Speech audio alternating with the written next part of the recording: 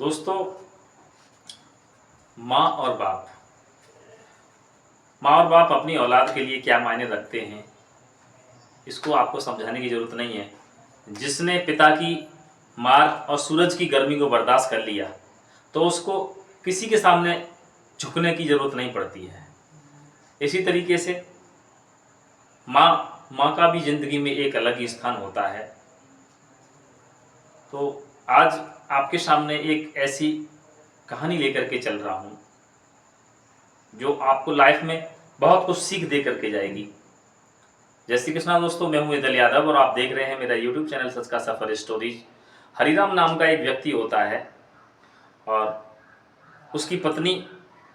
शादी के बहुत समय गुजर गया और उनकी कोई संतान पैदा नहीं हुई। काफ़ी कोशिशें की और काफ़ी मंदिर मस्जिदों के चक्कर लगाए और बहुत कोशिशें करने के बाद में हरिराम की जो पत्नी होती है उसका नाम सावित्री होता है और बुढ़ापे की तरफ बढ़ कर के जाकर के उन्हें एक ईश्वर ने उनकी सुन ली और उनके एक बेटा पैदा होता है जिसका नाम सतवीर रखा जाता है। अब दोस्तों, सतवीर धीरे धीरे करके जैसे ही बड़ा होता है और एक समय वो आ जाता है, इधर हरिराम पर बुढ़ापा चल रहा था और एक दिन हरिराम की मौत हो जाती है। सतवीर उस समय मात्र 4 साल का था। अब सावित्री जो है अपनी लाइफ में अकेली रह जाती है और अकेली रह जाने के बाद में उसकी गोदी में एक बेटा है। पति की थोड़ी बहुत ज़मीन थी और एक टूटा फूटा घर था और अब सावित्री मन को महसूस करके रह जाती है क्योंकि उसकी ज़िंदगी में उसके जीने का सहारा जो था वो मात्र उसका बेटा था और अपना बेटा जो सतवीर है उसको पढ़ाई लिखाई के लिए एडमिशन कराती है और लोगों के दूसरे घरों पर चूल्हा चौका करके घरों की साफ़ सफाई करके वो अपनी दिनचर्या को काटती है और अपने बच्चे को कुछ बनाने का जज्बा, अपने बच्चे को कुछ बनाने का मकसद अपनाती है। लेकिन होता क्या है दोस्तों, सतवीर ठीक उल्टा जाता है इसकी। जैसे जैसे सतवीर की उम्र बढ़ रही थी तैसे यार दोस्तों के साथ खेलना कूदना और घंटों के हिसाब से घर से बाहर रहना, इस तरीके की उसकी दिनचर्या हो जाती है और लाख कोशिशों के बाद में सतवीर पढ़ नहीं पाता है। जब पढ़ नहीं पाता है, अब इधर उसकी उम्र तकरीबन 15 साल की हो जाती है। माँ के साथ थोड़ा बहुत काम किया तो किया, नहीं तो अपनी दुनिया में सतवीर हाफन मौला की तरफ घूमता रहता है और वो कहने का मतलब ये कि अपनी जिम्मेदारियों से बिल्कुल दूर था, अपनी कोई जिम्मेदारी नहीं समझ रहा था। उसके मन में तनिक इस बात का कोई अफसोस नहीं था कि उसके पिता गुजर गए हैं और उसकी माँ मेहनत मजदूरी करके घर का परिवार, अपने दोनों माँ बेटों का जो पेट पालती है। एक दिन की बात होती क्या है कि सतवीर अपने घर पर रात के तकरीबन कोई 11 बजे घर पहुंचता है और उसके मुंह से शराब की स्मेल आ रही थी दोस्तों। जब माँ को ये पता चलता है कि इसने शराब पी है तो माँ जब उससे समझाने की कोशिश करती है तो वो उल्टा ही माँ के ऊपर हावी होना शुरू हो जाता है। इसी बीच होता क्या है कि सावित्री इस बात को बर्दाश्त नहीं कर पाती और वहाँ पर उसकी चप्पल पड़ी होती है और उस चप्पल को उठा करके सावित्री अपने बेटे को मारना शुरू कर देती है और मारते मारते जब वो थक जाती है तो अलग जाकर के अपनी चारपाई पर लेट जाती है और उसके बाद में सतवीर को एहसास होता है और एक एहसास भी था, एक शर्मिंदगी भी थी और इसी शर्मिंदगी और एहसास के चलते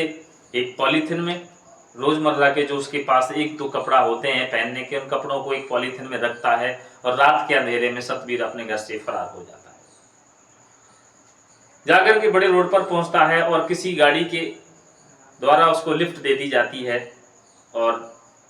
घर से कोसों दूर पहुंच जाता है और घर से कोसों दूर पहुंचने के बाद में जैसे एक बड़े शहर में पहुंच जाता है और बड़े शहर में सुबह का समय था। सुबह के लगभग 11-12 बज चुके थे। अब उसको भूख सताने लगती है। अब चूंकि उसके पास कोई पैसा नहीं था, कमाता तो था नहीं कुछ, जैसे तैसे लिफ्ट लेकर के बड़े शहर पहुंचा था और हाथ में पॉलीथिन पकड़े हुए घूम रहा है। जेब बिल्कुल खाली थी। दिखता क्या है,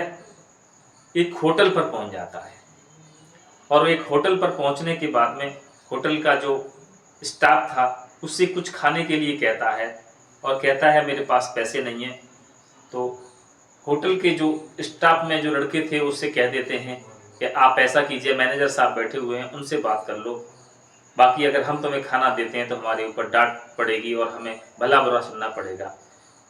ऐसा सुनकर के सतबीर होटल के मैनेजर से मिलता है और होटल मैनेजर से कहता है कि सर मुझे बहुत ज़ोरों से भूख लगी हुई है और मैं घर से इस अपरिचित शहर में आज पहली बार आया हूँ, मेरे पास खाने के लिए आपको देने के लिए कुछ पैसे नहीं हैं। हाँ, इतना मैं बिलीव कराता हूँ, आपको इतना विश्वास दिलाता हूँ, यदि आप मुझे खाना देंगे तो इसके बदले में आप जो भी कहेंगे आपके होटल का मैं आज काम कर दूंगा।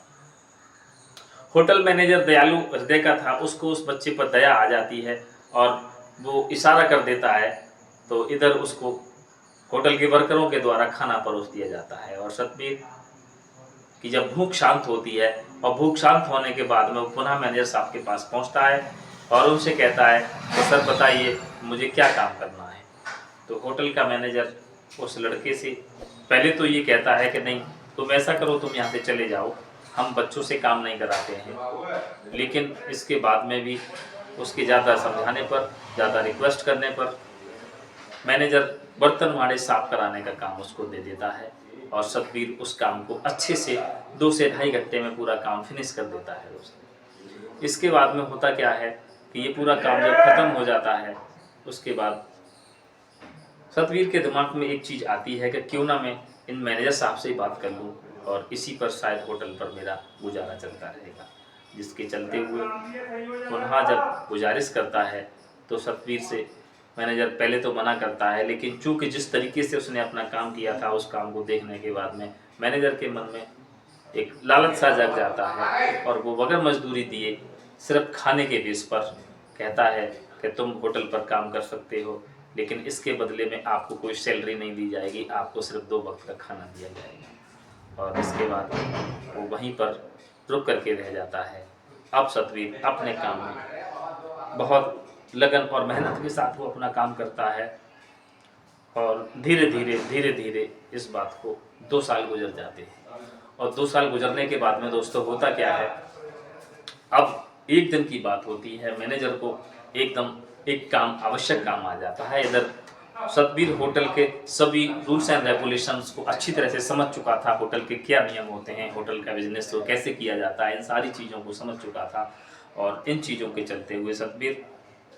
एक दिन मैनेजर जब उससे कहता है सतबीर मुझे एक आवश्यक कार्य से 2 दिन के लिए बाहर जाना है, तो मैं ऐसा है होटल का जो स्टाफ है उसको अच्छे से संभाल करके और अच्छे से जिम्मेदारियों को निभाना।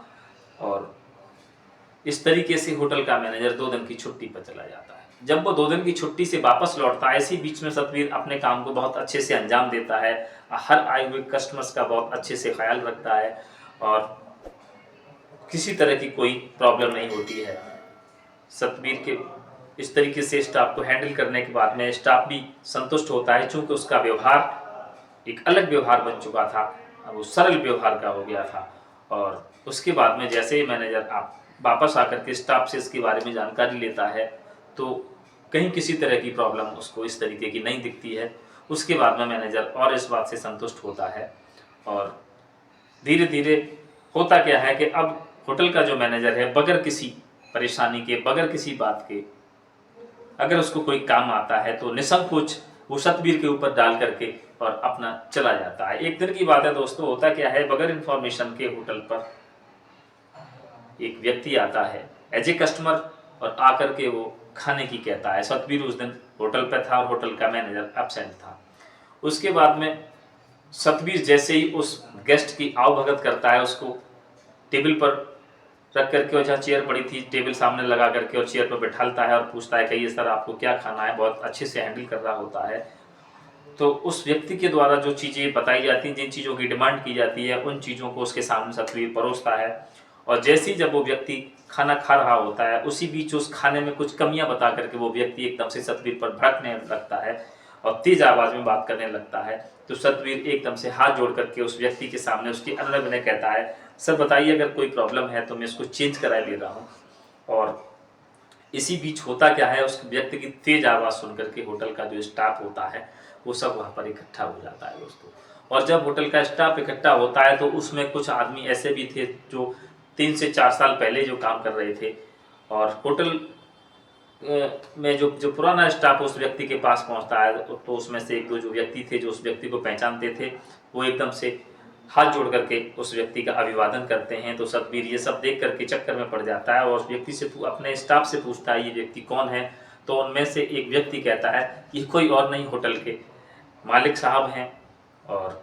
ये इस होटल के पर बहुत कम ही आते हैं। तो बंधुओं, जब इस तरीके से देखता है तो सतबीर एकदम से हाथ जोड़ करके खड़ा हो जाता है और चुप हो जाता है।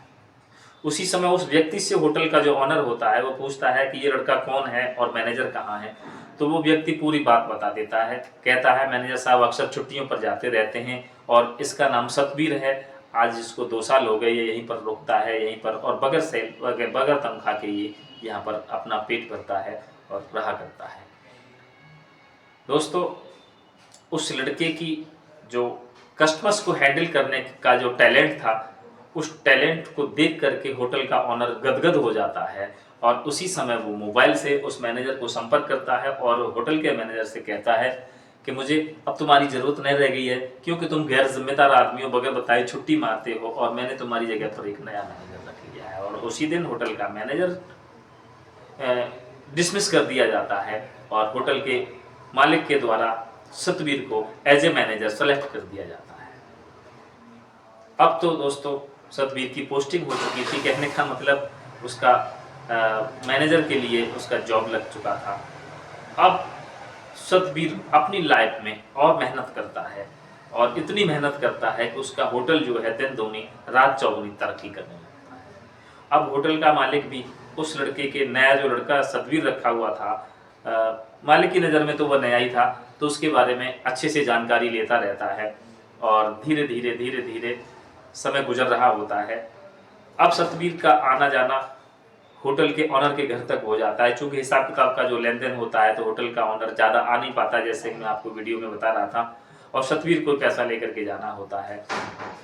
होता क्या है, जो होटल का ऑनर होता है उसके पास कोई संतान नहीं होती है और उसके इस तरीके के कई एक जो है होटल्स होते हैं, 3-4 होटल्स, 4-5 होटल होते हैं।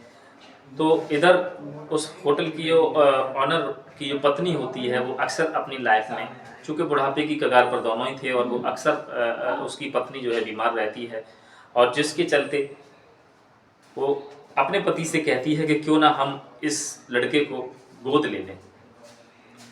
तो वो मालिक कहता है कि नहीं, अभी वो समय नहीं आया है, मुझे इसको थोड़ा सा और परख लेने दीजिए, इसके बारे में थोड़ा सा और जानकारी कर लेने दीजिए। और एक दिन की बात होती है कि एक दिन सतबीर जब घर पर पहुंचता है कैश लेकर के, तो होटल का जो ऑनर है वो उससे कहता है कि बेटे, जिस तरीके से तुमने मेरे इस होटल को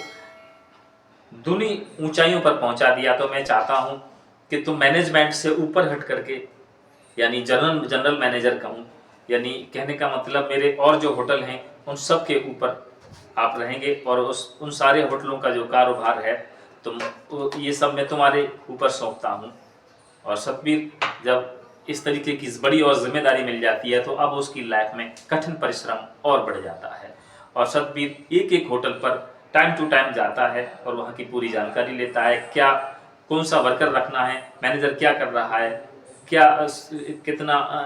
आमदनी हुई, कितना खर्चा हुआ, इसको अच्छे से डेटा को कलेक्ट करता है और एक एक चीज़ का हिसाब अपने मालिक को बता रहा होता है। और होता क्या है दोस्तों, इसी बीच में एक दुखद घटना घटित होती है कि इस होटल का जो मालिक होता है उसकी पत्नी का स्वर्गवास हो जाता है। होटल की पत्नी का स्वर्गवास हो जाता है और उसके बाद में दोस्तों होता क्या है कि अब होटल का मालिक सतबीर को अपने पास बुलाता है और उससे कहता है कि बेटा, मैं अपनी लाइफ में अब अकेला पड़ गया हूँ और तुम ऐसा करो, तुम मेरे पास मेरे घर में ही रहा करो, इधर उधर तुम्हें कहीं जाने की ज़रूरत नहीं है। और उसके बाद में सतबीर उसके साथ रहने लगता है और एक दिन बातों बातों में होटल का ऑनर उससे पूछता है कि बेटे, मैं तुम्हारे बारे में जानना चाहता हूँ, असल में तुम कौन हो और कहाँ से आए हो। तो सतबीर अपनी पूरी बात उसको बताता है कि सर, मैं इस तरीके से अपनी माँ के एक तमाचे की वजह से घर से भागा था, चूँकि मैंने शराब पी ली थी, यानी जो कहने का मतलब जो घटना थी उसको पूरा सच का सच बता देता है। और उसके बाद में वो होटल का मालिक उससे कहता है, बेटा तुम धन हो और तुम्हारी माँ उससे भी ज़्यादा धन है, और तुम ऐसा करो, मैं तुम्हें गोद लेना चाहता हूँ, मैं अपनी प्रॉपर्टी, पूरी प्रॉपर्टी का वारिस तुम्हें बनाना चाहता हूँ। और ये सुनकर के सतवीर की आंखों में आंसू आ जाते हैं। दोस्तों अगले दिन होता क्या है कि होटल का ऑनर सतवीर को लेकर के तहसील पहुंच जाता है और अपनी पूरी प्रॉपर्टी का वारिस सतवीर को बना देता है। और उसके बाद में घर लेकर के जब आता है तो सतवीर उसकी बहुत सेवा करता है और अपने पिता का दर्जा उसको देने लगता है। एक दिन होटल का मालिक कहता है, बेटा ऐसा करो, तुम अपनी माँ को ले आओ, पता नहीं वो जिंदा है भी या नहीं है, क्या तुमने इस बीच में, इस अंतराल में क्या अपनी माँ की खबर ली है? तो सतवीर कहता है, नहीं सर, 10 साल हो गए, मैंने अपने गाँव की तरफ ना मुड़ करके देखा, ना मुझे पता मेरी माँ कौन से हाल में है। तो होटल का जो मालिक था, यानी जो वो व्यक्ति, सतवीर से कहता है कि आप गाड़ी लेकर के ड्राइवर को लेकर के जाओ और अपनी माँ को लेकर के आओ। तो दोस्तों अब सतवीर बहुत बड़ा सेठ बन चुका था और एक अच्छी सी बड़ी सी चमचमाती हुई गाड़ी लेता है और ड्राइवर के साथ अपने गांव में पहुंचता है। और गांव में जाकर के जैसे गाड़ी उसके उस घर के सामने रुकती है तो वो घर, टूटा फूटा घर था जिसमें बूढ़ी माँ, जिसकी कमर झुक चुकी थी, और वो बुढ़िया उसको मिलती है। गाड़ी में से जैसे सतवीर उतरता है तो कोई उसको बहुत कम लोग उसको पहचान पाते, वो सीधा अपने घर में पहुंचता है। और इस तरीके का कोई व्यक्ति जब आता है तो आपने अक्सर करके देखा होगा, गांव मोहल्ले में लोगों की भीड़ हुजूम इकट्ठा हो जाता है। सतवीर जाकर के अपनी माँ के झुक करके पैर छूता है तो उसकी माँ उसको पहचान नहीं पाती है एक बार के लिए, लेकिन जैसे ही सतवीर अपनी माँ सावित्री देवी को जब वो अपने बारे में बताता है पैर छूने के बाद में, तो वो झपट करके सावित्री अपने बेटे को गले लगाती है। और गांव के लोग भी देख करके बहुत खुश होते हैं, कहते हैं चलो उसके बुढ़ापे का सहारा आ गया। लेकिन तब तक तो सतवीर बहुत बड़ा आदमी बन चुका था। दोस्तों अब वो अपनी माँ से विनती करता है कि माँ, इस तरीके से अपने बारे में जब वो पूरी बात बताता है, और उसके बाद में सतवीर अपनी माँ को लेकर के उसी शहर पहुंच जाता है। और उस शहर जाने के बाद में भी वो अपनी मातृभूमि को नहीं भूलता है, और उसकी माँ हर महीना यानी समय निकाल करके अपने गांव जाया करती है। और यहीं पर इस कहानी का अंत होता है। दोस्तों इस कहानी को आप तक पहुंचाने के पीछे मेरा मकसद सिर्फ यही था कि मेहनत, लगन, ईमानदारी ऐसी चीज़ है, यदि हम अपने कर्मों को अच्छे से, अपने कर्तव्यों का अच्छे से निर्वहन करें और अपनी लाइफ में ईमानदार रहें तो सफलता निश्चित एक ना एक दिन आपके कदम चूम लेगी। दोस्तों इसी के साथ आज का वीडियो खत्म करता हूं और मिलता हूं एक नए वीडियो के साथ। तब तक आप देखते रहें मेरा YouTube चैनल सच का सफर स्टोरीज। कहानी अच्छी लगी हो तो वीडियो को लाइक, चैनल को सब्सक्राइब कर कमेंट बॉक्स में मुझे अपनी राय जरूर दें। जय श्री कृष्णा, जय श्री राधे।